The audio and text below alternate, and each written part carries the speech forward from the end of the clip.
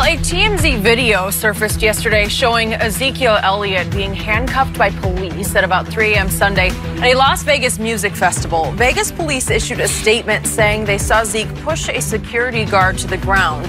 Despite being handcuffed, Zeke was not arrested after the security guard refused to press charges. Elliott's lawyer told TMZ, quote, security misconstrued and overreacted to the situation. Stephen Jones said, quote, it's so unfair to comment at this point. We have nothing but respect for Zeke, and that's all we can really say at this point. So, Shannon, is this a big deal? Skip, I don't know if it's a big deal, but it's definitely a bad look.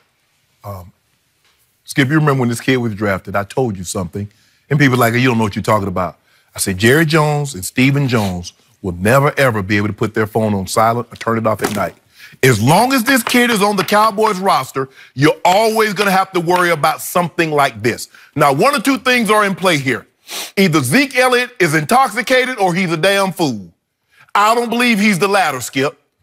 And this is what happens when you mix alcohol. Judgment becomes cloudy. Why would you do that? What do you gain by pushing this young man down? He intervened in the situation. It's being reported that Zeke was talking to his girlfriend or whomever a friend with. I don't know. However, yeah, I got it. Yeah. But why Zeke? What do you think is going to happen? Why bring that kind of spotlight back on you?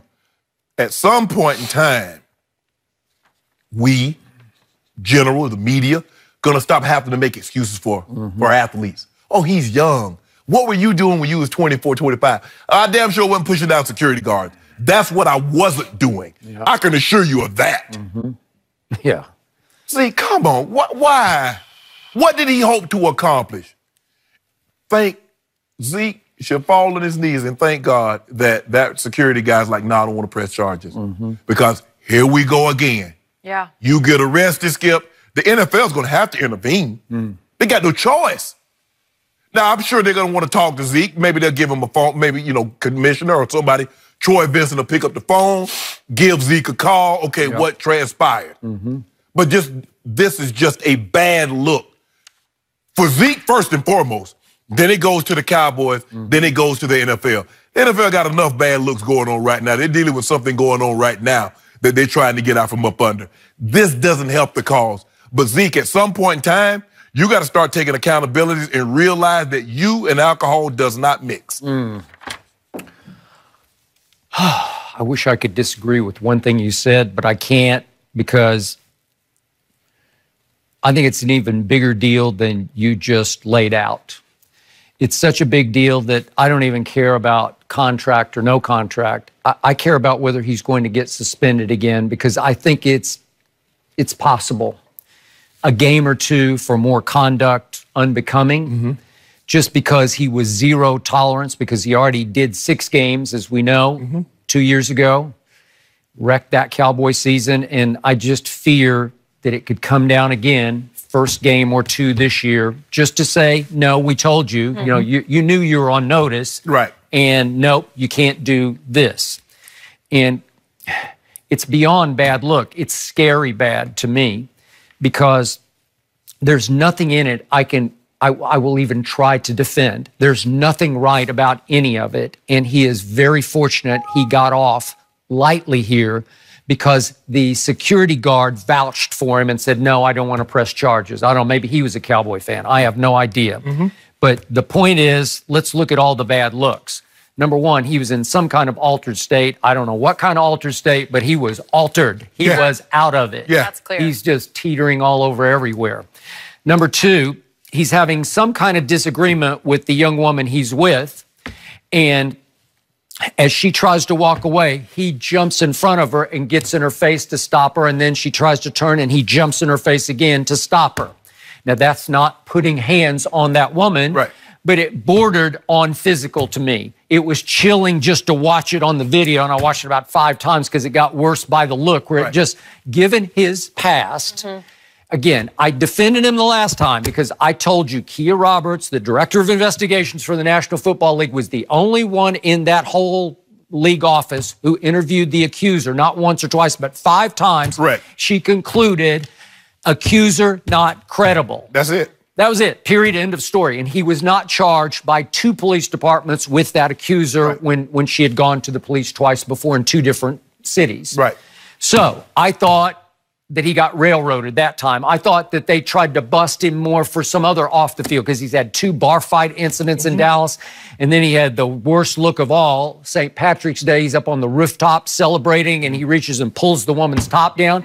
It's just such a bad look. It's the one look that the NFL is going to say, no, we won't tolerate that. If they'd have gave him 3 or 4 games, if they'd have gave him 2 or 3 games for that, Skip, I don't think anybody would have batted an eye. Nobody. It was the murkiness of It's just everything. Right. It all Accumulation. piled up. So it's like, oh, we got to give you something, Zeke. Okay. So then let's get to the kid who's the security guard in the black jacket. He looks like he weighs about 130 pounds, and he tries to intervene just to say, is everything okay here? Which is completely in bounds. That's his job. Because if he doesn't, they're going to say, well, why is security there? Why didn't security intervene? And then his lawyer takes this approach. He overreacted to a situation. No, he didn't. Really? No, he didn't. I don't think so, and then Zeke says to him, you got something to say? Which is the classic altered states behavior. You got something to say? And I don't know what the kid says back to him, and then he just kind of shoves him into the movable barricade, and everything goes. Look, kid, like man, you Zeke. I ain't got nothing to say to you. No. You Zeke. Yeah, that's what he is. So he then walks away. Las Vegas police come scurrying over, and the one officer says, well, I'm going to cuff him and take him in. And then the security guard intervenes and says, no, it's okay. It wasn't that big a deal. I don't want to press charges. Let it go. Now, once upon a time, pre-internet, we might never have heard about any of this, right? Correct. Because nothing became of any of it. Right. There's nothing official about it, right? Nope. Okay, but we live in different times, and he's got to know we live in different times. The biggest thing that's bigger than the internet, camera phone. Well, and that's what was being recorded right there. For a long time. Yes. And why not? Who wouldn't record that? I mean, we don't know who it was, I guess. There's a famous saying that goes, the night has 1,000 eyes. On most night, it has 1,002 because someone sees what you're doing. They do. Skip, men, athletes, if a female's trying to leave your presence, let her go. Yeah.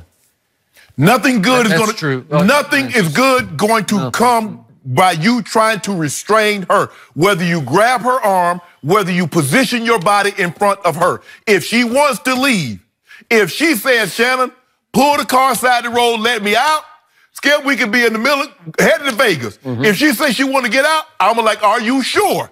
We're halfway between LA and Vegas. Do you want to get out? I'm going to politely open the door. I'm going to let her get out. Do that. Because nothing good can come from you trying to restrain her. Physically or putting a barrier, which is your body, between where she's trying to go and where you're trying to prohibit her from going. Zeke, you of all people. Of all people. Why you bring this spotlight back on you? I don't know. Everybody, because we heard him say it, he learned, and Stephen Jones said he's learned his lesson. I see a different Zeke. He's matured so much. And he probably has, Skip, but it's just when you get that you start mixing that alcohol, everybody can't handle it. And some people drink till they get to that state. Some people, Skip, have a cocktail or two, have a good old time, take the edge off, man, feeling good. But then some, 1, 2, 3, 4, they drink to get to that place. Why, Zeke? Then the other big why to me is if you're one of the most famous athletes in the world, you play in the National Football League for America's team, you're arguably the best running back in football, why would you subject yourself to a dance music festival at Las Vegas Motor Speedway where there are going to be 150,000 people? And everybody got a phone. Everybody's got a phone, and it's just sort of, it's a little chaotic, even though it's highly supervised and well policed, and they did a good job. I read they had 65 arrests over the 3-day. Wow. Not bad considering that many people out there. I would agree, because they were drawing 150,000 a day, a night. They did pretty good. Okay. They like to have 66. Okay. Why would you wander into that madness? Why would you? Is anything good going to come out of that? It's kind of like, I guess it's kind of like Coachella or kind of like Woodstock. It's the same thing. So, and Skip, guys gonna have a good old time, want to have a few drinks, dancing, the women out there, how to Skip, hey, the moth can't help himself. He's attracted to the flame, even though it's going to end bad for him. Skip, music festival, dancing, partying, Vegas. You know what happens.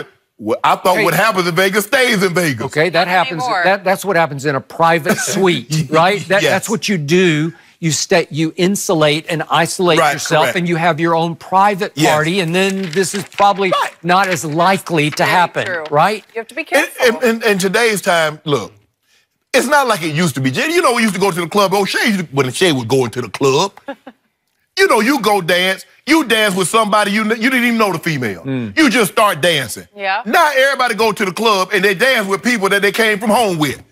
How's that? I guarantee you, everybody up at that place was dancing with people that they came with. Ain't nobody dancing with a stranger no more. But you know, Shay back in the day, you know, Shay, you know, go over to the club, you know, you know what I do, Jenny. Having a good old time. Of course, I must say that Zeke's first mistake was he wore that 23 LeBron jersey. LeBron James. And you know what? Nothing good happens in a 23 LeBron Laker jersey. Am I right? Skip. I just, nothing good happens. That has nothing to do with it. Nothing good has happened so far to a 23 LeBron jersey. But maybe yesterday it did. See, Bron drank wine. See, Zeke probably had a little stiffer than wine. I'm afraid and he the has something stiffer you know, than alcohol that. and sun don't mix. No. Now, they keep talking about oil and water and all that other stuff. Yeah. Alcohol and sun do not mix. Okay.